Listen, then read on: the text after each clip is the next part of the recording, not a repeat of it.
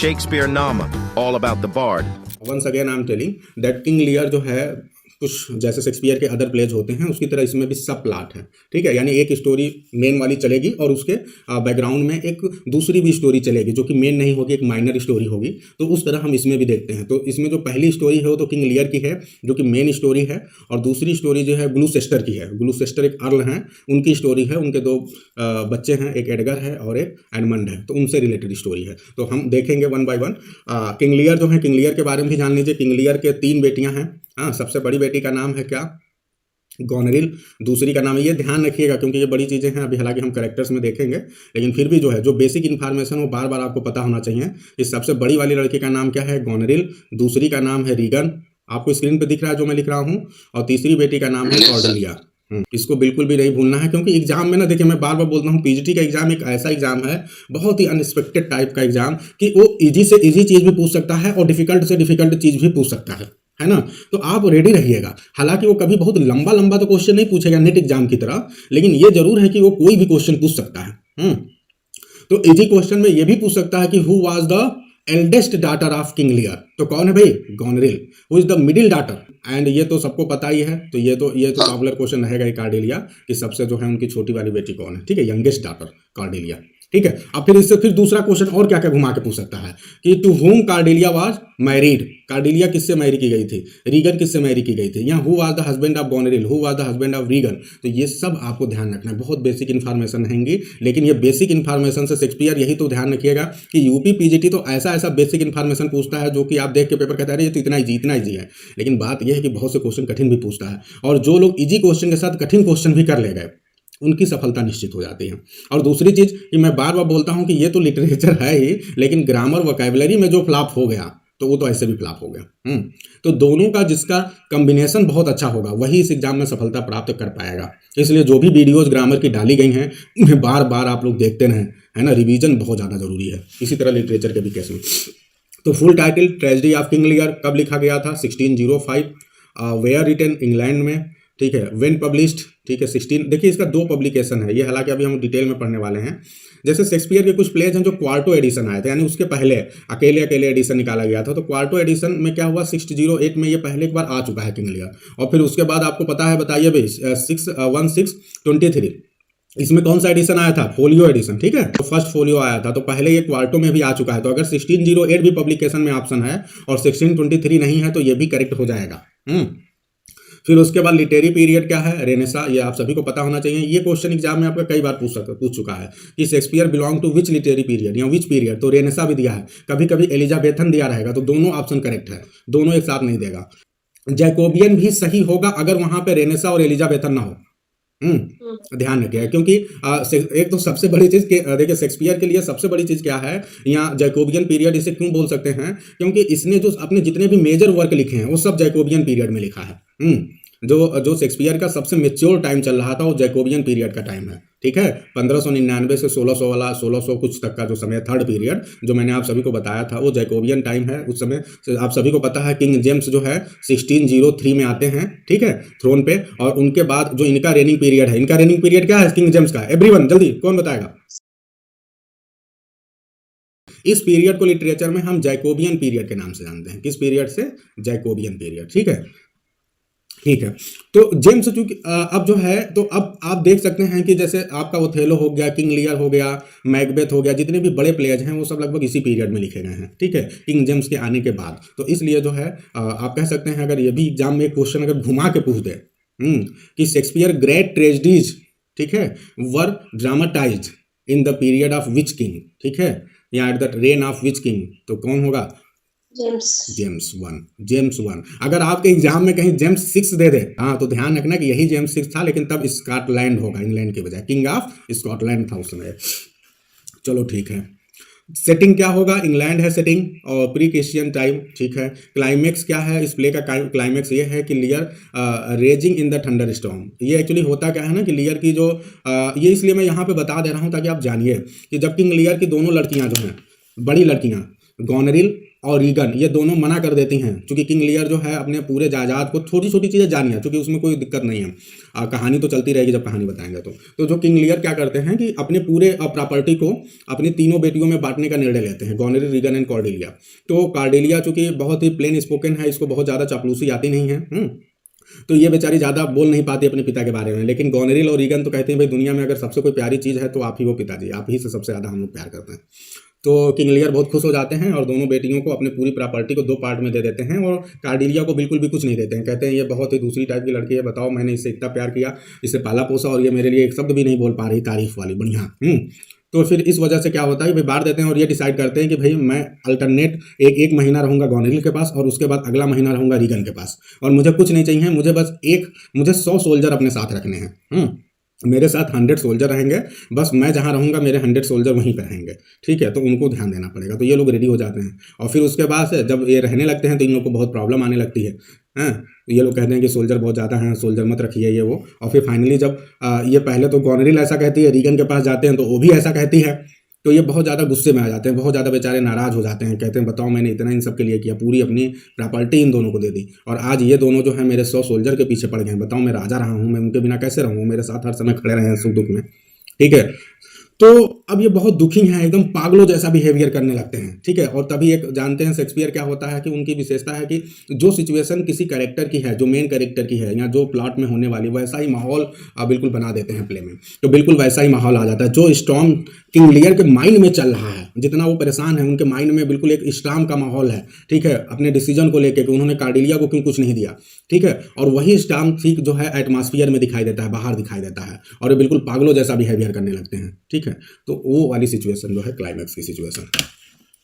Antagonist कौन है भाई प्ले में? एंटागोनिस्ट आप सभी को पता है, जो विलेनी का रोल करते हैं किसी भी प्ले में। मैं एक कंपैरिजन किया हूं कि बाहर जो है ना, बिल्कुल उसके बाद किंग लियर बहुत परेशान होता है, और बाहर जब वो आता है जैसे उन लोग के महलों से, ठीक है, गुस्सा होकर कि ठीक है तुम लोग नहीं रखोगे, और तो ये चला जाता है। जब बाहर आता है तो बाहर एकदम स्टॉर्म है चारों तरफ, तो वेदर भी जो है वैसा ही हो गया जैसे कि उसके माइंड का स्ट्रक्चर है। तो ये तो शेक्सपियर की विशेषता है, कोई भी राइटर है ना, तो ये उसकी कला होती है कि वो जो है जो चीज़ें कैरेक्टर के माइंड में चल रहा है वैसा ही कई बार एटमॉस्फेयर भी बना देता है। तो ये उस समय सिचुएशन है, वो तो वेदर वगैरह सब कुछ तो बनाने का काम तो राइटर का है जो लिख रहा है ना। तो ठीक है, रीगन है, फिर एंटागोनिस्ट में गोनेरिल है, ये दोनों बहुत ही बुरी नेचर की हैं, विशियस हैं, मैलिशियस हैं, ठीक है, और एडमंड है जो कि इस कैरेक्टर पूरे, अगर आपसे पूछे कि एडमंड का विलेनियस मतलब सबसे मेन कैरेक्टर कौन है जो विलेन के रूप में रिप्रेजेंट किया गया है, तो दैट इज एडमंड। तो ध्यान रखना, Edmund is the main villain, ठीक है, ऑफ दिस प्ले। बताओ किंग लियर का तो एडमंड हो गया। और अगर इसी तरह पूछा जाए आपका जो ओथेलो है, सभी को भाई कल ही पढ़ाया गया था, याद होगा कौन है भाई उसका, तो बिल्कुल भूलना नहीं है। चलिए हिस्टोरिकल कॉन्टेक्स्ट देखते हैं। हाँ, सबसे पहले तो आप हर चीज़ पे प्ले का हिस्टोरिकल, ये जो भी मैं आपको बता रहा हूँ लीड चार्ट से, तो ये मैं कोशिश कर रहा हूँ कि इसमें बेहतर चीज़ें दी हुई हैं, इसीलिए मैं लेके आ रहा हूँ। हाँ, तो अब देखिए हिस्टोरिकल कॉन्टेक्स्ट क्या है किंग लियर से रिलेटेड। सबसे बड़ी चीज़ क्या है कि जो आपका जेम्स था, जो कि जेम्स 6 था, आप सभी को पता है वो किंग ऑफ स्कॉटलैंड रहा है, ठीक है। तो अब देखिए यही है मैं, ठीक है, तो किंग जेम्स पहले क्या रहा है, किंग ऑफ स्कॉटलैंड रहा है, और अभी वो हो गया है किंग ऑफ इंग्लैंड। तो बताओ अगर कोई दूसरी जगह से आया है और अभी वो दूसरी जगह का भी राजा हो गया है, तो उसकी कोशिश क्या होगी, वो बार बार कोशिश करेगा ना कि उन दोनों को मिला दिया जाए। तो किंग जेम्स पूरी कोशिश कर रहा था, उसका पूरा प्रयास था, जब ये प्ले लिखा जा रहा था उसी दौरान की बात है, कि उसकी पूरी कोशिश है कि हम कैसे स्कॉटलैंड और इंग्लैंड को एक में मिला दें, ठीक है। और आप सभी मुझे बता सकते हैं क्या स्कॉटलैंड और इंग्लैंड आज एक में मिल चुके हैं कि नहीं मिल चुके हैं? हाँ, तो ये तीनों मिल चुके हैं, और इनको मिला के एक नया नाम दिया गया है, जिसको क्या बोलते हैं हम, यूनाइटेड किंगडम या ग्रेट ब्रिटेन। ध्यान रखिएगा अच्छी तरह से, ठीक है। हाँ, अब वो है कि उसमें सबसे पावरफुल कंट्री इंग्लैंड है, तो ये 3 कंट्रीज के कॉम्बिनेशन को बोलते हैं ग्रेट ब्रिटेन। तो आप सभी आज जान लो अच्छी तरह से कि ग्रेट ब्रिटेन बनाने का सबसे बड़ा श्रेय जाता है किंग जेम्स 1 को, इंग्लैंड के या स्कॉटलैंड के किंग जेम्स 6 को। क्यों? क्योंकि इन्होंने पूरा प्रयास किया। देखिए, was trying to persuade English parliament to approve the union of the 2 countries into 1 nation. वो पूरी कोशिश कर रहे थे पार्लियामेंट से, लगातार वो बोल रहे थे कि भाई इन दोनों को मिला के एक कंट्री बना दो। और it was James who first use the term great Britain. ये याद रखिएगा कि ग्रेट ब्रिटेन टर्म को सबसे पहला कोई यूज करने वाला था तो कोई और नहीं, आपका जेम्स 1 ही था। तो ये भी ध्यान रखना, क्योंकि अगर आपसे हिस्ट्री से क्वेश्चन पूछेगा तो ये क्वेश्चन पूछ सकता है, क्योंकि हिस्ट्री आप रेडी रहें कि जिस एज को पढ़ रहे हैं, जिस राइटर को पढ़ रहे हैं, कम से कम उसी समय, जैसे मैं बार बार बोलता हूँ कि हिस्टोरिकल बैकग्राउंड को बाद में पढ़ने के बजाय बेहतर है कि आप उसी समय चीज़ों को समझ लें, ठीक है। तो इस समय जब शेक्सपियर ने इस प्ले को लिखा उस समय का सेम सीन ये है। तो ये आप जानिए कि ग्रेट ब्रिटेन टर्म को किसने दिया, जेम्स वन ने दिया। उस समय उसने कोशिश की थी कि इंग्लिश जो है इंग्लैंड और स्कॉटलैंड को एक में मिला के एक कंट्री बना दिया जाए। ठीक है। अब उसके बाद से क्या है, अब एक और चीज़ हमेशा होती है जो कि ये करते हैं, ये अपने अपने स्पीच में हमेशा बोलते रहते हैं। ठीक है, पार्लियामेंट में जो भी स्पीच देते हैं किंगडम से बोलते हैं कि ये जो भी आज मिस फॉर्चून है, जो भी आज हमारा देश अलग अलग है, ये किसकी वजह से हुआ है। It is caused by the disunion of England under King Lear. तो ये जो किंग लियर थे ये पहले एक राजा रह चुके हैं। ये स्टोरी कोई नई नहीं लिखी है, शेक्सपियर ने इस स्टोरी को लिया है कहीं से, जो कि इंग्लैंड के पहले राजा थे और उन्होंने, आप सभी को पता है कि अपने प्रॉपर्टी को अपने बेटियों में बांट दिया। तो ये कह रहे हैं कि ये गड़बड़ी सिर्फ उन्हीं की वजह से हुई है। अगर उन्होंने अपनी प्रॉपर्टी को, अपने राज्य को बांटा ना होता तो आज हमारा कई टुकड़ों में देश ना होता। तो इसलिए वो हमेशा उनके बारे में बोला करते थे और कहीं ना कहीं उनकी, आप ये कह सकते हैं, बुराई किया करते थे। ठीक है। तो किंग लियर जो कि स्टोरी, किंग लियर की जो कहानी है, हिस्टोरिकल किंग रहे हैं इंग्लैंड के और उन्हीं को बेस करके बनाया गया है। तो अब आप सभी को पता चल गया कि किंग लियर के समय में इंग्लैंड को कैसे दो पार्ट में अलग कर दिया था इन्होंने, और उसी चीज़ को यूनाइट करने की कोशिश कर रहे हैं कौन, किंग जेम्स वन। ठीक है। अब आपको सबसे मेन चीज़ ये जानना जरूरी है कि भाई किंग लियर बेस का, इसका बेसिक प्राइमरी सोर्स क्या है। और प्राइमरी सोर्स आप सभी को एकदम रट लेना है। जितने भी प्लेज हैं उनके प्राइमरी सोर्स आपकी जबान पे होनी चाहिए। ठीक है, एग्जाम में कभी भी पूछा जा सकता है। हाँ, तो शेक्सपियर ने, बताओ भाई इनका प्राइमरी सोर्स क्या होगा। तो Shakespeare Drew the main plot of King लियर, that is the story of a ruler. King Lear की स्टोरी आप सभी को मैं बता ही चुका हूं कि जो क्या करता है, वो divides his kingdom among his children and consequently ruined from several sources describing the legendary British king of the same name. ठीक है, तो ये एक ब्रिटिश किंग की कहानी है जो कि ऐसा काम करता है। तो ठीक है, लेकिन अब ये लिया कहाँ गया है, तो ध्यान रखिएगा, it has been taken from the second edition of Raphael Holinshed Chronicles of England, Scotland and Ireland. ये ध्यान रखिएगा 1587। आप ध्यान रखिएगा कि शेक्सपियर ने अपने जितने भी प्लेज को राफेल के क्रॉनिकल्स से लिया है, वो हमेशा ध्यान रखना कि सेकेंड एडिशन से लिया है। ये आपके एग्जाम में कई बार क्वेश्चन पूछ सकता है कि शेक्सपियर, ये शायद पूछा भी है कि शेक्सपियर, ठीक है, यूज्ड या borrowed his stories, his plot from which edition of Raphael's Holinshed Chronicles. तो ध्यान रखना कौन सा एडिशन है, सेकेंड एडिशन है, ये ध्यान रखना है। 1587 में आया था। अब होलिंसन हिमसेल्फ हैड टेकन, लेकिन होलिंसन ने भी तो कहीं से कहीं स्टोरी ली होगी। कुछ स्टोरी इन्होंने खुद बनाया, कुछ स्टोरी लिया। ठीक है, कुछ स्टोरी इन्होंने सुना था, अपने हिसाब से उसको बनाया। तो लेकिन ये स्टोरी जो किंग लियर की है, इन्होंने भी कहीं से बारो किया है, वो भी ध्यान रखिए। इन्होंने कहाँ से बारो किया है, जॉफ्री मनमथ जो है 12th सेंचुरी में एक हिस्टोरियन थे, उन्होंने एक बुक लिखी थी, हिस्ट्री ऑफ ब्रिटिश किंगडम। ये ध्यान रखिएगा, ये हिस्ट्री बुक भी बहुत इंपॉर्टेंट है क्योंकि ये अर्लीस्ट एग्जाम्पल है हिस्ट्री बुक का। ठीक है, तो हिस्ट्री ऑफ ब्रिटिश किंगडम ये लिखा था जॉफ्री ऑफ मनमथ ने, ठीक है, 12th सेंचुरी में। तो वहां से इन्होंने इसको बारो किया था, इस स्टोरी को। ठीक है, ठीक है, ओके। और ऐसा माना जाता है कि ये जो स्टोरी है किंग लियर का, ये जो है कुछ फेरी टेल्स में भी है ब्रिटेन के, तो उनकी बात नहीं करते हैं। लेकिन आप ध्यान रखिएगा कि इस स्टोरी को कुछ फेरी टेल्स में भी दिखा गया है, तो वहाँ से भी है। तो अभी आपने दो चीज़ें देखी कि जो किंग लियर की स्टोरी है वो मुख्य रूप से पहला राफेल होलिंसन के सेकेंड एडिशन जो है क्रॉनिकल्स, वहाँ से लिया गया है। दूसरा राफेल होलिंसन ने खुद इस स्टोरी को लिया है, history of British kingdom by Geoffrey of Monmouth से। और ये कुछ ब्रिटिश फेरी टेल्स में भी ये स्टोरी मिलती है, किसकी, किंग लियर की। अब ध्यान रखना। अब फिर इसमें आप सभी को फिर पता होना चाहिए, जैसा कि मैंने शुरू में बताया कि एक सब प्लॉट भी है। तो सब प्लॉट में किसकी कहानी है, किसकी कहानी है भाई, शुरू में ही मैं बताया।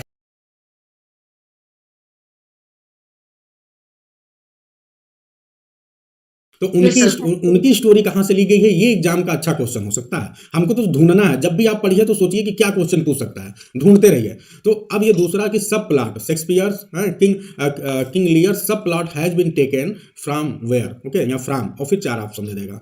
ठीक है, तो अगर आपको ये दे दे तो नहीं, ये देखो क्या है, ये फेरी क्वीन से लिया गया है। ये बहुत इंपॉर्टेंट है क्योंकि फेरी क्वीन भी अपने आप में बहुत ही फेमस एक बुक रही है।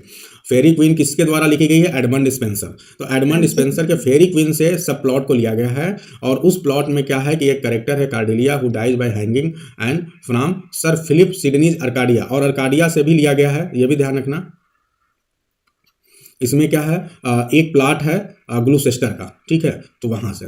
तो अगर बोला जाए कि अब तो ये एडमंड का जो फेरी क्वीन है, तो ये तो फिलहाल अभी ये किंग लियर वाले ही प्लॉट को दिखा रहा है क्योंकि इसमें कार्डेलिया नाम की कैरेक्टर है। लेकिन जो सिडनी का अर्काडिया है, ये ग्लूसेस्टर के सब प्लॉट को शो कर रहा है। तो अगर ग्लूसेस्टर यानी किंग लियर के सब प्लॉट की बात की जाएगी तो सिडनी के अर्काडिया से इन्होंने लिया है। ठीक है, तो इसको ध्यान रखना है। तो ये बहुत ही इंपॉर्टेंट है कि किससे कनेक्टेड है, कौन से लिटरेरी वर्क से लिया गया है, इसको बिल्कुल भी भूलना नहीं है। अब आगे बढ़ते हैं। देखिए एक बात तो समझिए, शेक्सपियर किस टाइम में लिख रहे हैं, आप सभी को पता है, 16th एंड 17th सेंचुरी में। क्लियर है, 16th सेंचुरी के एंड में और 17th सेंचुरी के बिगनिंग में शेक्सपियर तो इस समय लिख रहे हैं। तो जब ये लिखेंगे तो स्टोरी कहाँ से लेंगे, ऊपर से लेंगे, यानी जो पहले हो चुकी हैं, ठीक है। तो इनको सबसे बड़ा फायदा क्या मिला, जैसे शेक्सपियर की यही सबसे बड़ी विशेषता कि क्यों बहुत ज़्यादा हिट हो गए, क्यों इतना ज़्यादा, तो उसका सबसे बड़ा रीज़न कि इनके अंदर तो जो टैलेंट था वो था ही, लेकिन इनके सामने परिस्थिति बहुत अच्छी आ गई। जैसे आपको पता है राफेल हॉलिंसन का क्रॉनिकल 1587 में आया, जो कि बहुत ही अच्छे फॉर्म में आया, और वो सेकेंड एडिशन बहुत ही अच्छा था। तो लगभग जितने भी ब्रिटिश किंग थे, स्कॉटलैंड के, आयरलैंड के, सबकी स्टोरीज उसमें दी हुई थी। तो शेक्सपियर को बहुत फायदा मिला वहां से। इन्होंने वहां से स्टोरी को पढ़ा, प्लॉट को पढ़ा, और फिर उसमें थोड़ा बहुत इन्वेंट किया अपना, कुछ और नई चीजें डाली, कुछ नए, कुछ पुराने कैरेक्टर को हटाए, कुछ नए कैरेक्टर को डाला, और अपने हिसाब से स्टोरी को बना दिया, ठीक है। तो ये इनको बहुत बेनिफिट मिला। तो अब देखते हैं भाई एक्स्ट्रा क्रेडिट में, भाई ये पुअर टॉम कौन है? हैं, ये बहुत ही इंपॉर्टेंट कैरेक्टर है, एग्जाम में कई बार पूछा जा चुका है कि who is poor Tom in Shakespeare's King Lear. ये क्वेश्चन कई बार आ चुका है, तो इसको ध्यान रखना है। सारे इंपॉर्टेंट क्वेश्चन तो हम ऐसे डिस्कस कर देना है अभी वहां तक जाने से पहले। तो कौन है भाई कैरेक्टर ऑफ पुअर टॉम? को एक दूसरा भी नाम दिया गया है, बेडलाम बेगर। तो ये भी पूछा जा सकता है कि हु इज बेडलाम बेगर। तो कौन है भाई? ये कोई और नहीं, ये जो सब प्लॉट का हीरो है, एडगर, ठीक है। तो एडगर है, बहुत सही। तो एडगर हैं, और एडगर क्या है बेचारे, इनको क्यों पुअर टॉम बन के रहना पड़ रहा है, बेडलाम बेगर की तरह क्यों रहना पड़ रहा है? तो रीजन ये है कि इसका जो भाई है वो बहुत ही दुष्ट टाइप का है, एडमंड, जो कि इस पूरे प्ले का सबसे बड़ा विलेन है। तो वो क्या है, वो इनका इलेजिटिमेट ब्रदर है, यानी जो आपके ग्लूसेस्टर हैं उनका किसी और के साथ रिलेशनशिप रहा होगा जिनसे इनकी शादी नहीं हो पाई, तो उससे जो चाइल्ड उत्पन्न हुआ वो जो है उसका नाम है एडमंड, ठीक है। तो एडमंड शुरू से बहुत ही विलेन टाइप के कैरेक्टर रहे हैं, और ये सोचते हैं कि हमारा भाई जो है ये तो लेजिटिमेट है, तो कल हमारा जब पिता की फादर की डेथ होगी तो किसको सारी प्रॉपर्टी मिल जाएगी? एडगर को मिल जाएगी। तो ये प्लान करते हैं कि किसी तरह जो है एडगर भाग जाए यहाँ से, और अपने प्लान में सफल भी हो जाते हैं, जो कि हम प्ले में भी पढ़ेंगे, और सफल हो जाते हैं। और एडगर को बच बच के रहना पड़ता है, क्योंकि इनके खिलाफ जो है डेथ सेंटेंस जारी किया जा चुका है, यानी मृत्यु का सेंटेंस। जहां भी ये पा लिए जाएंगे सैनिकों के द्वारा, इनको तुरंत एग्जीक्यूट कर दिया जाएगा, मौत के घाट उतार दिया जाएगा। तो इसलिए अब इनको मजबूरी में अपने भेष को बदल के रहना पड़ रहा है। और किस तरह ये रह रहे हैं? एक पुअर की तरह, एक बेगर की तरह रह रहे हैं। तो अब सभी को क्लियर होगा ना भाई? बोलिए यस या नो। एडगर के बारे में छोटी इन्फॉर्मेशन आपको एकदम क्लियर है कि नहीं, कि ये जो है हाँ पुअर बेगर की तरह क्यों रह रहे हैं? क्योंकि अगर कोई भी इनको पहचान लेगा एडगर हैं, तो फिर ये पकड़ लिए जाएंगे, इनको मौत के घाट उतार लिया जाएगा। और ये सारा प्लान एडमंड का, जो कि हम आगे प्ले में पढ़ेंगे। ठीक है। तो अब देखिए, अब ये क्या है भाई, disguises himself is based on vagabond. तो उस समय जो सोसाइटी है उसमें वेगाबांड्स और मैडमैन, ठीक है, रहते थे, और उन लोगों को हम किस तरह इसी रूप में जानते थे, बेगर के रूप में, ठीक है। तो ये उस सोसाइटी को रिप्रेजेंट कर रहे हैं। दूसरा बात, बेडलाम क्या है? जो बेडलाम बेगर लिखा हुआ ये समझ लीजिए। बेडलाम वाज अ स्लैंग, एक स्लैंग वर्ड है, ठीक है, जो कि यूज किया जाता है बेथलहम के लिए। और बेथलहम क्यों प्रसिद्ध है? Which was the name for mental institution of London, ठीक है। तो मतलब इन लोगों को पागल टाइप का समझा जाता था, ठीक है। तो इसलिए जो है बेडलाम वर्ड यूज किया गया है। क्लियर है? तो ये चीजें जो है, ये पुअर टॉम, सिर्फ यहां से इतना ध्यान रखना है कि यही क्वेश्चन पूछता है कि who was poor Tom in the play King Lear. तो कौन है भाई? एडगर है। दूसरा क्वेश्चन ये पूछा जा सकता है कि in which play poor Tom we find the character poor Tom. तो किंग लियर, बस इतना ही ध्यान रखना। अब देखो, 2 वर्जन की बात मैं पहले भी बोल चुका हूं कि जो किंग लियर का टेक्स्ट है उसका 2 वर्जन है। सबसे पहला वर्जन आप सभी ने देखा है, जिसको हम क्वार्टो एडिशन बोलते हैं, ठीक है, ये आया था 1608 में। और दूसरा कौन है? फोलियो एडिशन, जिसे हम जो आया है कब? 1623 में। ये बिल्कुल ध्यान रखना है। और अक्सर माना जाता है कि जो फोलियो एडिशन आया 1623 में, ये कहीं ना कहीं उसी का, जो 1608 था, उसी का रिवाइज एडिशन था। कुछ नया उसमें था नहीं, लगभग उसी को रिवाइज किया गया, थोड़ा बहुत ऐड किया गया होगा, ठीक है। अब उसके बाद से जब प्ले को परफॉर्म किया जाता था, तो अब ये कंफ्यूजन होता था कि 1608 वाले को परफॉर्म करें कि 1623 वाले को। तो होता क्या था, तब लोग जो दोनों को मिलाते थे, जो बेस्ट दोनों में लगता था उसको शामिल करते थे, और उसके आधार पर प्ले को परफॉर्म कर देते थे। लेकिन आज के समय में जो मेन वाला माना जाता है वो ओरिजिनल वाला है 1608 को, ठीक है। तो ये ध्यान रखना है आपको। आगे बढ़ते हैं। अब ये पुअर फूल कौन है भाई? जानो।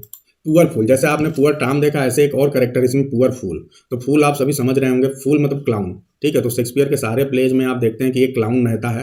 क्लाउन का काम क्या होता है? एक्चुअली जो 12th सेंचुरी थी उस समय जो है एक प्रोफेशनल क्लाउन रखा जाता था, जितने भी कोर्ट थे किंग के। और उनका काम क्या था? उनका काम यह था कि राजा को प्रसन्न रखें।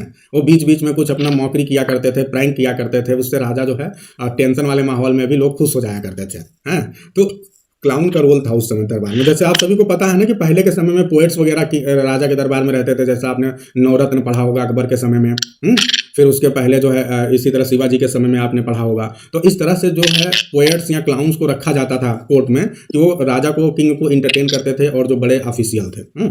तो ये भी पुअर फूल जो है ये क्लाउन है जो कि रहता था, इसका बस यही काम था। और इसका क्या है, अब एक अंदर की बात क्या समझना है, तो ये एग्जाम में पूछा जा सकता है कि who was doubled, who has played the role of double in the play King Lear. तो ये डबल क्या होता है ये समझ लीजिए।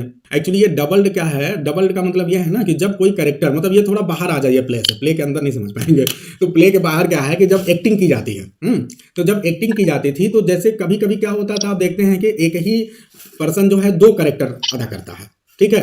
तो अब ऐसा कब होता है, ऐसा तब होता है जब ड्रामा कंपनी को ये लगता है कि ये कैरेक्टर जिस समय आ रहा है उस समय दूसरा कैरेक्टर नहीं आ रहा है और इस कैरेक्टर का रोल बहुत ज़्यादा नहीं है, तो जो छोटे छोटे रोल होते हैं उस रोल को जो है किसी सेम कैरेक्टर को दे दिया जाता है जो फिट बैठता है। तो इसी तरह जो फूल का कैरेक्टर है, सेम जो है इसी कैरेक्टर ने कार्डिलिया के भी रोल को किया है। तो ये डबल्ड का मतलब यहाँ पे ये है, ठीक है, कि जो रोल है कार्डेलिया का और पुअर फूल का, ये दोनों रोल एक पर्सन के द्वारा किया जाता है मैक्सिमम प्लेज में, और इसलिए जो है ये इसको पुअर फूल के नाम से जो है, पुअर फूल तो फिलहाल प्ले में बोला गया है, लेकिन डबल्ड का मतलब आप सभी को क्लियर हो गया होगा। एक बार पढ़ लेते हैं, देखिए इन्होंने क्या लैंग्वेज में लिखा है। In Shakespeare's day the roles of Cordelia and fool were often doubled, ठीक है, प्लेड बाय सेम एक्टर, बस यही मतलब है, यही मैं आपको बताना चाहता था, ये एक बेसिक फैक्ट है।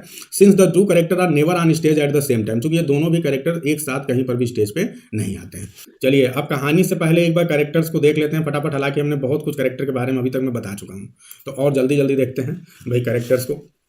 तो सबसे पहले मेजर कैरेक्टर कौन है, किंग लियर। किंग लियर भाई सभी को पता है कि ये एजिंग किंग है, तो बहुत ही एज इनकी हो चुकी है, ये संभवतः जो है अपने 80s में चल रहे हैं, एग्जैक्ट मैं नहीं बता पाऊंगा, है ना, जो कि इसमें लिखा नहीं था, और भी मैं जहाँ पढ़ा वहाँ नहीं लिखा था, लेकिन एग्जैक्ट एज या तो 80s है या 80s ही है, आप मान के चलिए।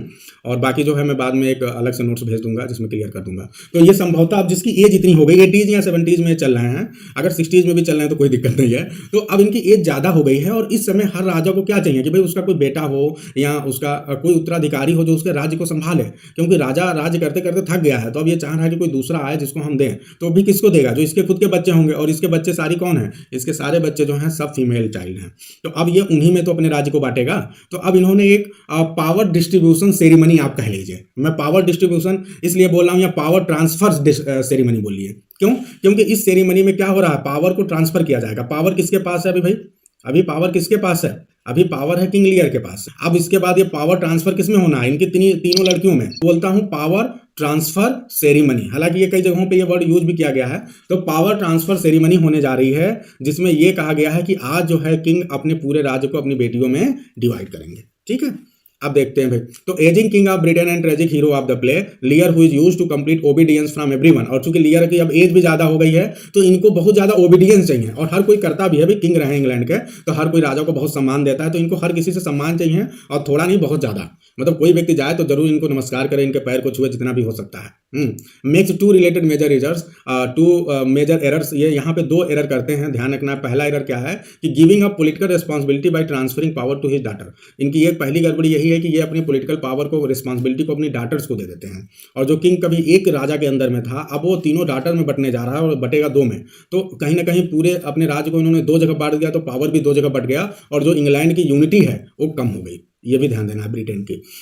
अच्छा, दूसरी क्या है, trusting the flattering Goneril and Regan over the plain spoken, उधर पढ़ेंगे आप कार्डिलिया। तो ये क्या करते हैं कि ये ट्रस्ट कर लेते हैं उन लोगों पे, दोनों बच्चों पे जो कि फ्लैटर कर रहे हैं, और जो प्लेन स्पोकन है बहुत सीधे ऑनेस्ट है उस पर बिल्कुल भी ट्रस्ट नहीं करते हैं। तो ये राजा का कोई लक्षण इनके अंदर दिख नहीं रहा है फिलहाल। ये बहुत बड़ी गड़बड़ी करते हैं ये सब मिस्टेक करके। तो अब पता नहीं, ये तो हमारे यहाँ कहावत है कि जब आदमी का बुढ़ापा आता है तो उसका बुद्धि वगैरह जो है सब कम हो जाता है। तो फिलहाल किंग लियर के केस में भी कुछ ऐसे ही दिख रहा है कि ये बिल्कुल जज नहीं कर पा रहे हैं कि कौन बेटी इनकी वास्तव में सही है, कौन इनका तारीफ कर रहा है, कौन केवल फ्लैटरी कर रहा है, तो ये गड़बड़ी करते हैं। अच्छा, इसी समय और भी कुछ चीज़ें समझ लीजिए कि जो किंग लियर हैं इनका एक बहुत ही फेथफुल, वफादार सर्वेंट कह लीजिए, या कह लीजिए फ्रेंड कह लीजिए, इनके दरबार में रहते हैं, जिनका नाम है केंट। ये कैरेक्टर बहुत ध्यान रखना, इससे कई बार एग्जाम में क्वेश्चन पूछा जा चुका है, और ये हमेशा इंपॉर्टेंट रहेंगे, क्योंकि प्ले में इनका जो डिवोशन है, लॉयल्टी है एक राजा के प्रति, वो बहुत ज्यादा दिखाया गया है। तो ये केंट कौन है, हमेशा राजा का भला सोचते हैं, और जैसे अर्ल ऑफ ग्लूसेस्टर हैं वैसे ही एक बड़े पद पे ये भी हैं। अब ये पद इनका कहीं दिया नहीं गया है, या ये हो सकता है कि ये केंट एक्चुअली एक प्लेस हो, तो अर्ल ऑफ केंट भी ये हो सकते हैं, लेकिन आप अभी केंट के नाम से जानिए। तो अब क्या है कि ये बिल्कुल जो है इनका बहुत अच्छा प्लेस है किंग के दरबार में, और ये किंग को एडवाइस भी करते हैं, किंग इन पे बहुत फेथ करते हैं। लेकिन अब इनके ऊपर किंग बहुत ज़्यादा नाराज़ हो जाते हैं। क्यों नाराज़ हो जाते हैं? क्योंकि जब ये कार्डिलिया को अपनी प्रॉपर्टी का एक पार्ट नहीं देते हैं तो ये विरोध करते हैं, और किंग बहुत गुस्से में आ जाते हैं और कहते हैं तुम्हें जो है अब ब्रिटेन से बैनिश किया जाता है, यानी तुमको यहाँ से हमेशा के लिए निकाला जाता है, तुम चले जाओ। और इस तरह इनको राजा भगा देते हैं उसी समय। लेकिन ये राजा के इतने पक्के सर्वेंट हैं, इतने पक्के सेवक हैं, ये फिर लौट के चले आते हैं और अब की बार भेष बदल के आते हैं। अब ये एग्जाम में आपसे क्वेश्चन पूछ सकता है कि डिस्गाइज फॉर्म में कौन रहते हैं? दो कैरेक्टर। तो सबसे पहला कैरेक्टर आप अभी ऊपर पढ़ चुके हैं, बताओ भाई एडगर, और दूसरा कैरेक्टर कौन डिस्गाइज फॉर्म में है? केंट को जब निकाल दिया जाता है तो ये तो भाई राजा की सेवा करना चाहते हैं, तो ये डिस्गाइज फॉर्म में आते हैं। और अब की बार इन्होंने कायस, CAIS, अभी और इसकी स्पेलिंग एग्जैक्टली अभी दिख जाएगी कहीं, तो अभी से नोट मत करिएगा। तो ये दूसरे डिस्गाइज फॉर्म में आते हैं, और उस समय जब आते हैं तो ये फिर राजा के साथ रहते हैं, और राजा की जीवन प्रयत्न बहुत आपको सुन के बहुत वो लगेगा कि जब राजा की डेथ हो जाती है, किंग की डेथ हो जाती है, किंग एक्चुअली डेथ बल्कि वो अपने आप को मार देते हैं, तो ये इतना ज़्यादा उनसे प्यार करते हैं कि ये भी अपने आप को मार देते हैं और कहते हैं मेरी लाइफ वहीं तक थी जहाँ तक मेरे स्वामी की थी। इस तरह इनकी डेथ हो जाती है। तो बहुत बड़ा एग्जाम्पल है भाई ये। फिर ग्लूसेस्टर तो हैं ही, उनके साथ भी बहुत बुरा होता है, वो हम आगे प्ले में देखेंगे। ठीक है, आगे बढ़ते हैं, कार्डिलिया के कैरेक्टर को देखते हैं। हम लगभग कोशिश कर रहे हैं कि जितने क्वेश्चन और कहानी इसी के साथ ही क्लियर हो जाए, कैरेक्टर के साथ ही, बस जो आपके एग्जाम में आते हैं। कार्डिलिया को देखते हैं भाई। ये कार्डिलिया कौन है? कार्डिलिया आप सभी को पता है, she is the youngest daughter, Lear's youngest daughter, whom he disowns when she refuses to flatter him। तो ये क्या करता है? उसको डिसओन कर देता है, अपनी पूरी प्रॉपर्टी से बेदखल कर देता है जब वो कहती है कि मुझे फ्लैटर करना नहीं आता। ठीक है, जब राजा कहता है ठीक है भाई फ्लैटर करो, जितना फ्लैटर कर सकते हो सब लोग, तो ये नहीं करती है। अब देखो, and as her sister do, उनकी सिस्टर कहती हैं भाई फ्लैटर करती हैं, during the ceremony in which he hands over power. ठीक है, वो पावर को ओवर करता है। तो कार्डिलिया लॉयल रहती है, लेकिन ये है कि लॉयल्टी की जब बात की जाएगी तो किंग लियर के बाद जो आपका केंट कैरेक्टर है, ठीक है, वो बहुत अच्छे समझता था कि कार्डिलिया बहुत ही अच्छी लड़की है और ये लॉयल है इन सब की अपेक्षा, इसलिए वो विरोध भी करता है। तो ये remains loyal to Lear despite his unjust harshness to her. ठीक है, at the beginning of the play, हालांकि वो बहुत बुरा व्यवहार करता है प्ले के बिगनिंग में, लेकिन जब कार्डिलिया को पता चलता है कि उसके पिताजी की बहुत बुरी हालत हो गई है, पागलों की तरह घूम रहे हैं वो, तो वो तुरंत अपने पिताजी को सर्च करवाती है और फिर उनको बुलवाती है और उनकी खूब सेवा करती है। तो कार्डिलिया के मन में बिल्कुल भी अपने पिता के प्रति किसी प्रकार का मैलिशियस फीलिंग नहीं है, चाहे उन्होंने इसके साथ बहुत बुरा किया तो क्या हुआ। और यहाँ तक कि वो रेडी रहती है अपने पिता को फॉरगिव करने के लिए, ठीक है, उनके सारे चीज़ों को भूलने के लिए। ठीक है, तो ये सब चीज़ें हैं।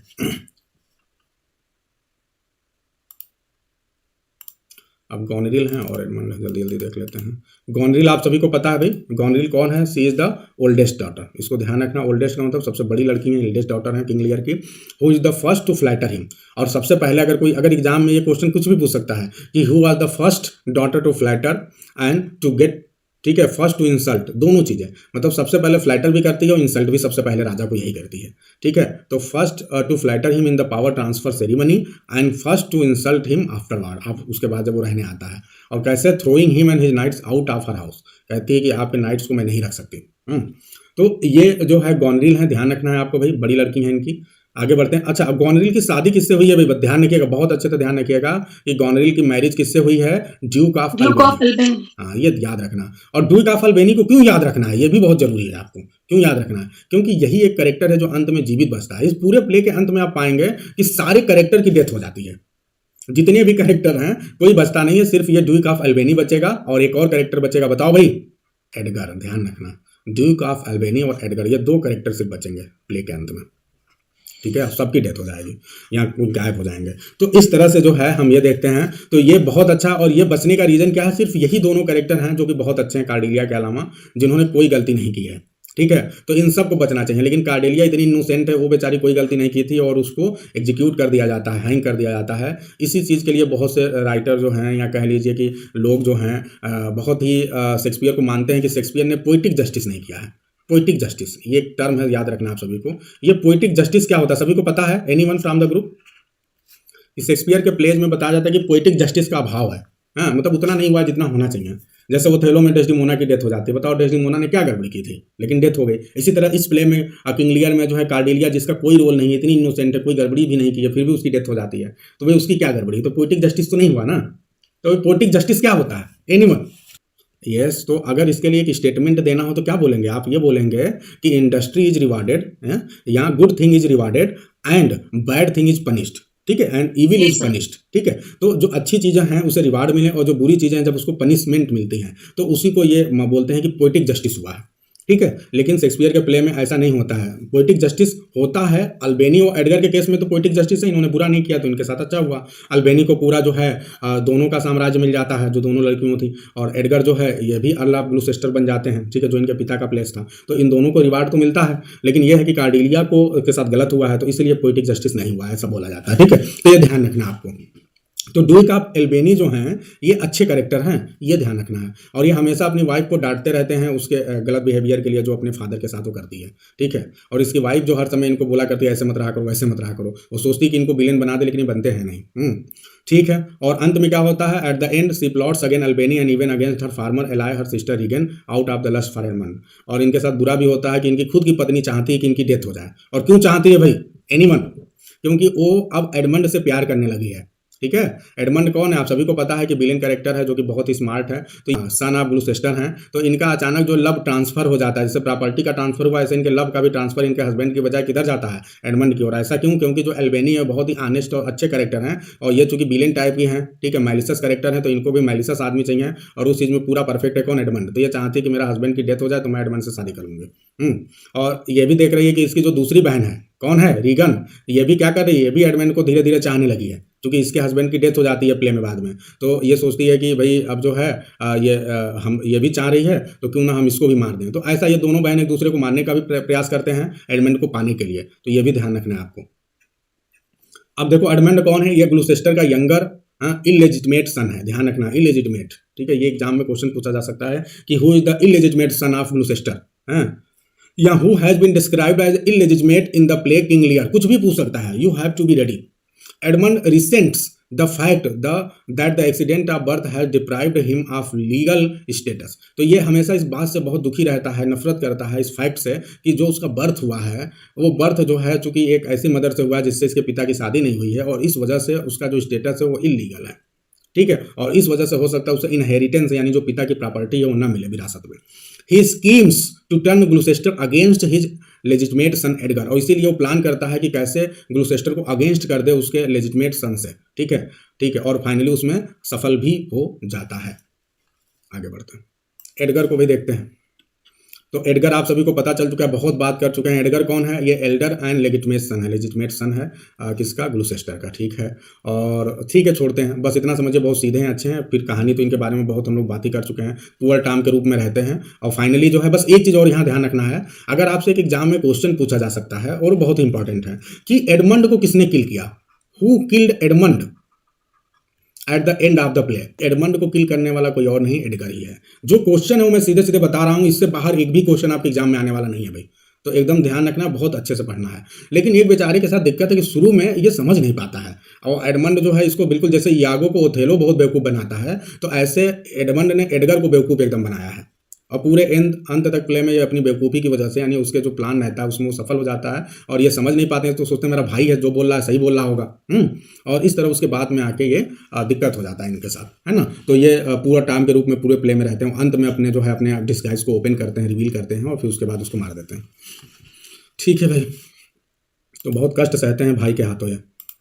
केंट के बारे में आप सभी को बता चुका हूं, केंट के बारे में आप सभी जानते हैं। फिर एक हल्का सा देख लीजिए कौन है, नोबल मैन है, और इनका सेम वही रैंक है जो कि ग्लूसेस्टर का रैंक है। ठीक है, इनको बेनिश कर देते हैं कौन, King Lear very first scene में, पहले ही सीन में। कब, जब वो अटेम्प्ट करता है इंटरसीड करने का कार्डिलिया की तरफ से। ठीक है, वो कहता है कि नहीं आपका जो डिसीजन है वो सही नहीं है। तो अगर देखा जाए कि कोई कैरेक्टर बहुत ज़्यादा आउट स्पोकन है अगर कार्डिलिया के अलावा, तो कौन है, वो है वो है केंट। ध्यान रखना, ये बिल्कुल डरते नहीं है जो सच्चाई है वो कहने पे। ठीक है, ये जानते हैं कि मैं बोल रहा हूं तो किंग मेरे खिलाफ एक्शन ले सकता है, लेकिन उसके बावजूद भी ये पूरी तरह से किंग का विरोध करते हैं, और किंग इनको फिर राज्य से बाहर कर देते हैं।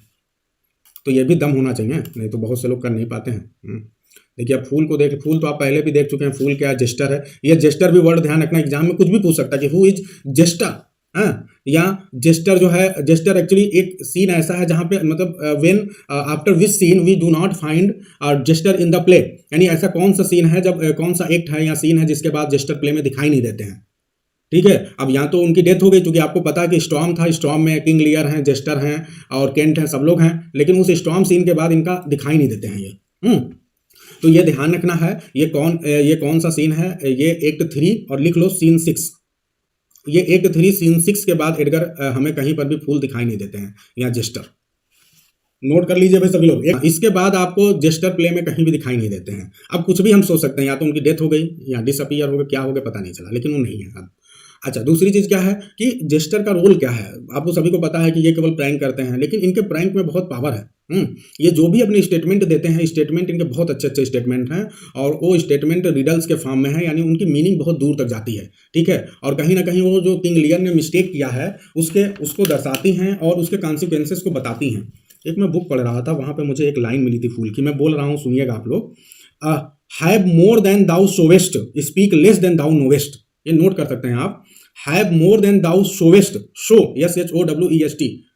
ठीक है, मतलब जितना आप शो करें उससे ज्यादा आपके पास होना चाहिए। ठीक है, स्पीक लेस देन दाउ नोवेस्ट, और जितना आप जानते हो भाई उससे बहुत कम बोलने की कोशिश करनी चाहिए। या ये ऐसा होता है, और ये बहुत बड़ी लाइन है। तो ये आप बिल्कुल नोट कर लेंगे, ये फूल ने बोला है। ठीक है, बहुत ही पॉपुलर लाइन है। Have more than thou showest, have more than, have मतलब रखना, have more than thou show SHOWEST, showest. Speak less than thou knowest, KNOWEST। लिख लिया, ये फूल ने बोला है। अब ये कहाँ बोला है ये मैं आपको बाद में क्लियर कर दूंगा। ठीक है, तो ये ध्यान रखना है भाई, ये बहुत ही अच्छे अच्छे स्टेटमेंट देते हैं, और भी इनके कुछ स्टेटमेंट हैं जो कि हम इनका बाद में दिखाएंगे, आपको बताएंगे। अभी फिलहाल जितना बहुत ही इंपॉर्टेंट है वो मैं आपको बता रहा हूँ। फूल के बाद जो अगला कैरेक्टर है वो अल्बेनी आप सभी देख ही चुके हैं, जो कि ऊपर में अभी हम लोग गॉनरिल का जब पढ़ रहे थे तभी देखे कि ये जो है ओल्डर डॉटर गॉनरिल के हस्बैंड हैं एंड द ड्यूक हैं, ये ड्यूक पे पद पे हैं। अल्बेनी इज काइंड, ये ध्यान रखना कि who is the kind and generous in the play. ठीक है, तो अगर जो विलेन की जो पार्टी है, अगर विलेन, ये चूंकि विलेन के पार्टी में है ना जो पूरा है, तो उसी की तरफ हैं, लेकिन ये उनका सपोर्ट नहीं करते हैं।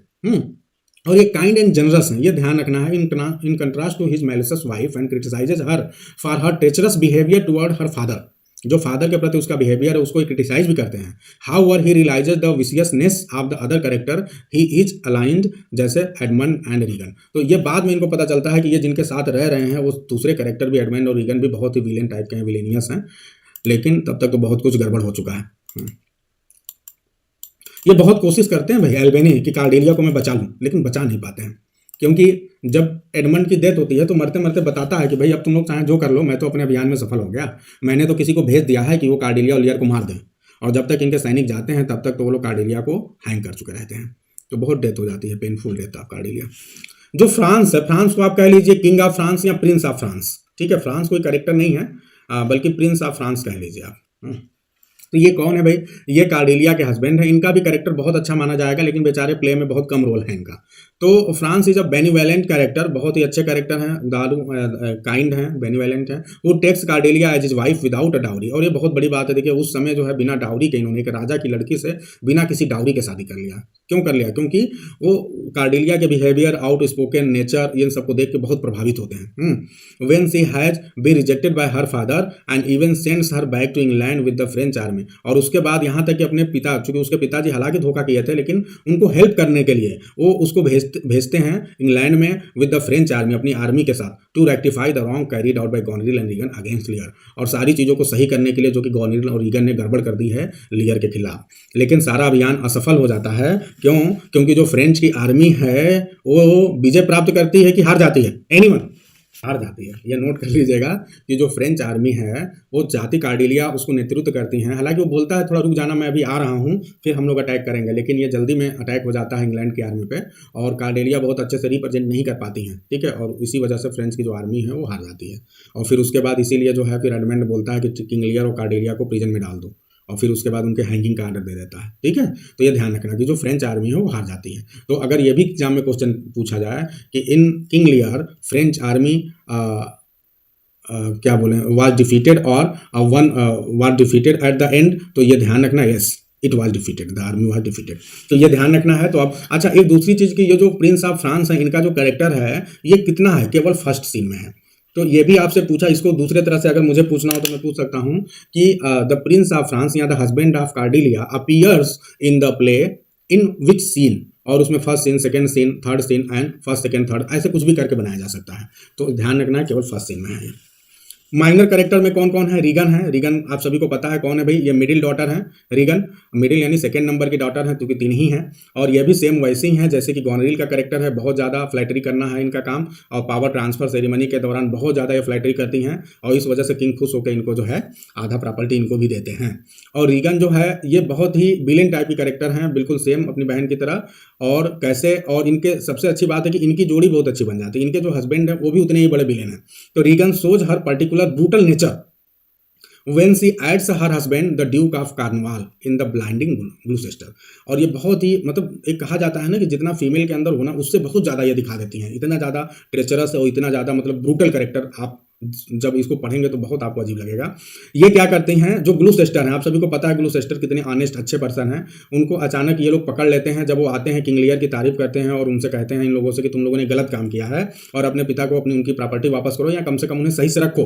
तो ये सब उसको पकड़ लेते हैं, कैद कर देते हैं, और उसके बाद उनको उससे कितना बुरा करते हैं ये समझ लीजिए। कि जो ड्यूक ऑफ कार्नवाल है, सबसे पहले Duke of, who is Duke of Cornwall, सबसे पहले ये बताइए आप लोग।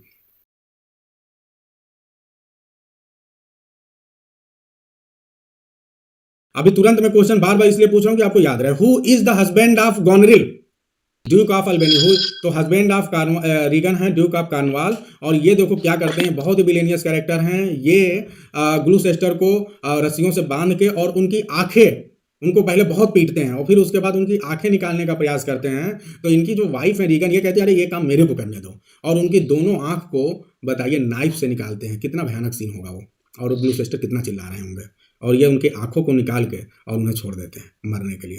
ग्लूसेस्टर आप सभी को पता है अर्ल हैं, लॉयल हैं किंग लियर के प्रति, और बिल्कुल जैसे किंग लियर को कष्ट होता है बिल्कुल सेम वैसे इनको भी कष्ट होता है। तो प्लॉट सब प्लॉट लगभग मिलता जुलता है कि भाई उनके भी बच्चे हैं, इनके भी बच्चे हैं। किंग लियर की 3 लड़कियां, इनके 2 लड़के, ठीक है। किंग लियर मिस्टेक करते हैं, ये भी मिस्टेक करते हैं। किंग लियर मिस्टेक क्या करते हैं, वो अपने सही बेटी को समझ नहीं पाते हैं और गलत बेटियों को सारी प्रॉपर्टी दे देते हैं। ये क्या गड़बड़ी करते हैं, ये अपने सही बेटे को नहीं समझ पाते हैं और गलत बेटे को सारी प्रॉपर्टी दे देते हैं और सही वाले बेटे के खिलाफ डेथ सेंटेंस का आर्डर दे देते हैं। तो क्लियर रहेगा आप सभी को यह बात कि Gloucester who is the most similar character, okay, like King Lear in the play King लियर, ठीक है। प्ले का नाम भी किंग लियर है। तो अगर सिमिलर कैरेक्टर बोला जाए who is the most similar to King Lear, तो आपको क्या ध्यान रखना है, ग्लूसेस्टर। बहुत अच्छे से ध्यान रखना क्योंकि सेम स्थिति इनकी है।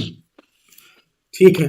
कार्नवाल आप ऊपर पढ़ चुके हैं, फिर हल्का सा देख लीजिए। Cornwall is the husband of Lear's middle daughter Regan and just as vicious as she is, he is disrespect Lear by putting his man Kent in the stock, ठीक है। अच्छा चलिए, तो एक्चुअली ये जो ग्लूसेस्टर हैं सिर्फ अकेले इन्हीं को नहीं पनिश करते हैं। जब इनके पास रीगन के पास जो भी आता है, ये तो बहुत दुष्ट हैं क्योंकि ये और इनके हस्बैंड दोनों दुष्ट हैं, तो जो भी इनके पास आता है चाहे वो जो हो उसको ये सबसे पहले बांध देते हैं, बंदी बना लेते हैं, फिर उसके साथ जो बुरा बर्ताव कर सकते हैं करते हैं। अगर आपसे एग्जाम में ये पूछा जाए कि रीगन और जो कार्नवाल हैं ड्यूक ऑफ कार्नवाल, इन्होंने 2 कैरेक्टर के साथ बहुत ही बुरा बर्ताव किया है, तो आप मुझे नाम बता सकते हो 2 कैरेक्टर कौन है। हालांकि हल्का सा मैंने अभी एक और कैरेक्टर का इंट्रोडक्शन दिया।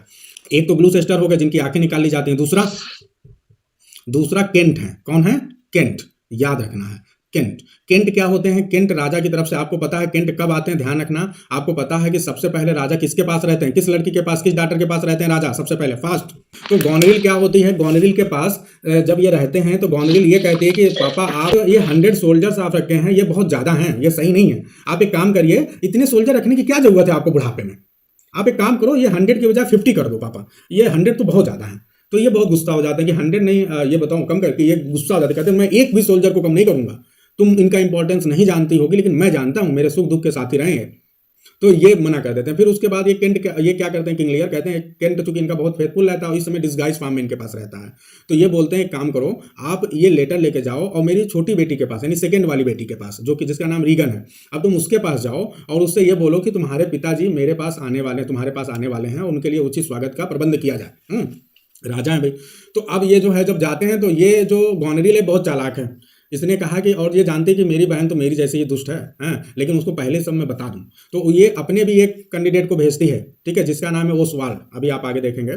उसको भेजती है, उसका मेन मतलब वो रहता है, तो उसको भेजती है और कहती है कि आप जाओ और वहाँ पे एक उस लेटर में ये लिख के पूरी कहानी लिख के भेज देती है कि देखो पापा कितने इस समय वो जिद्दी हो गए हैं, जब इनको 100 सोल्जर रखने की क्या जरूरत है बताओ, तो मैं कह रही हूँ कि 50 रखो, तो ये गुस्सा रहे हैं, मुझे उल्टा सीधा बोल रहे हैं। तो एक काम करना, तुम भी इनको बिल्कुल भी हवा मत देना, जब ये जा रहे हैं या कुछ भी कह रहे हैं तो बिल्कुल वो मत करना। अब क्या होता है, जब वो जाता है तो ये केंट जब जाते हैं वो केंट उल्टा सीधा बोलते हैं कि भाई उसने बहुत गलत किया, तो ये क्या करते हैं, इनको तुरंत बंदी बना लेते हैं, कहते हैं तुम कौन होते हो कुछ बोलने वाले। और इनको बंदी बना लेते हैं, और बंदी बना के एक स्टॉक वर्ड आया हुआ है, ध्यान रखना, स्टॉक, STOCK, ये लाइन है, देखो मैं पढ़ रहा हूँ फिर से, ठीक है। ये देखो एक वर्ड आया है कार्नवाल के कैरेक्टर में, he disrespect Lear by putting his man Kent in the stocks and later violently blinds Gloucester. तो केंट जो है इसको इसने कहाँ रखा, स्टॉक्स। ये स्टॉक्स कोई जानता क्या होता है स्टॉक्स?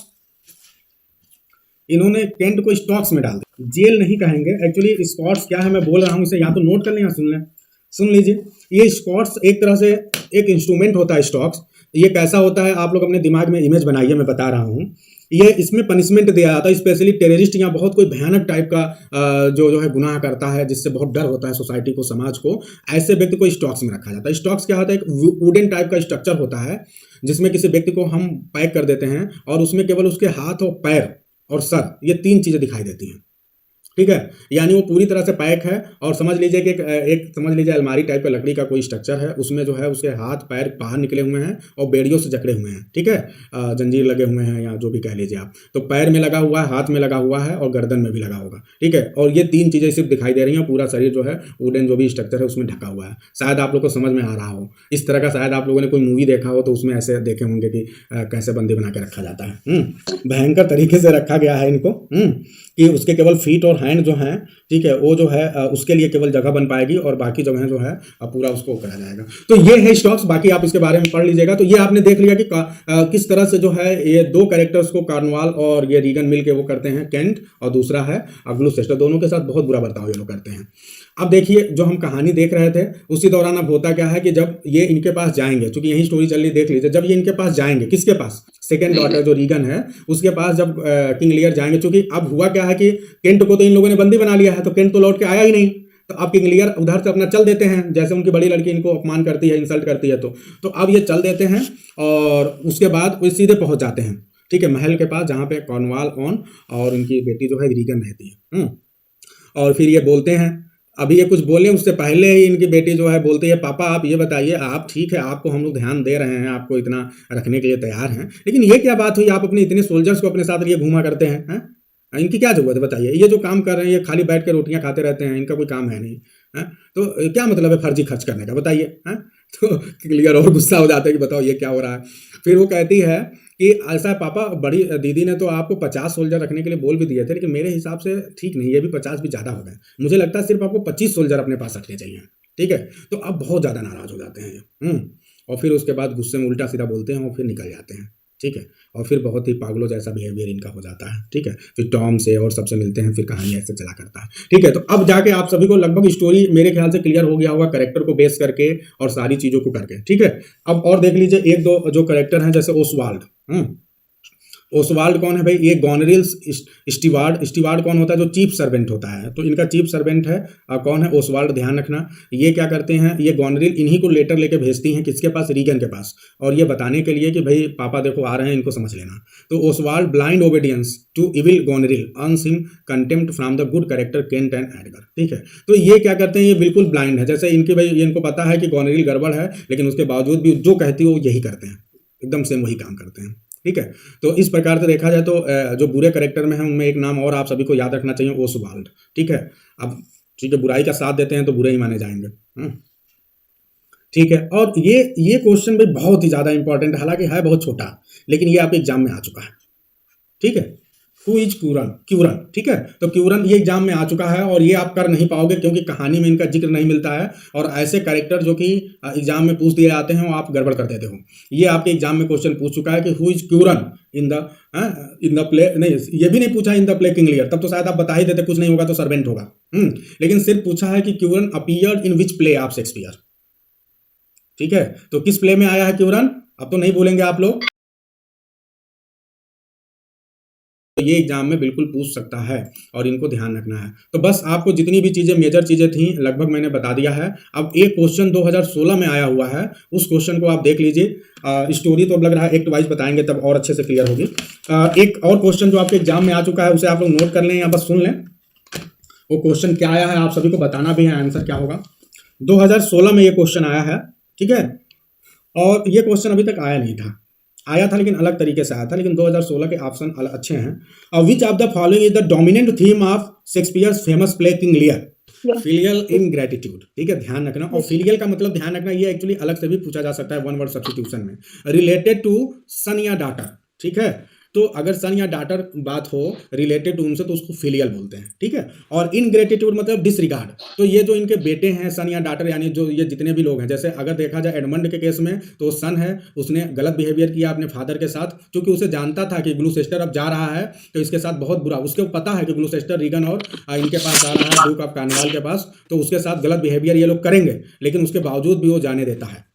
तो इस तरह उनके साथ गलत बिहेवियर होता है, तो डिसरिगार्ड ये कर रहा है। और इसी तरह जो है रीगन एंड कॉर्नेरिल, इन लोगों ने भी डिसरिगार्ड किया है, इनग्रेटिट्यूड दिखाया है अपने फादर के प्रति, ठीक है। तो फिलियल इनग्रेटिट्यूड ये इसका जो है वो रहेगा, ठीक है। तो बिल्कुल उम्मीद है, तो आज इतना ही रखते हैं, क्योंकि अगर इससे ज़्यादा करेंगे तो ज़्यादा हो जाएगा, और फिर क्या है कि बहुत से लोग का खाना वाना भी बनाना है, सुबह का समय है, कॉलेज जाना है, स्कूल जाना है, तो रखते हैं आज इतना ही, और फिर देखते हैं नेक्स्ट डे हम लोग क्या करते हैं। Thank you everyone for joining the session, और शाम को टेस्ट के लिए जितने भी क्वेश्चन बताएं उसको अच्छे से आप लोग तैयार कर लीजिएगा। ओके।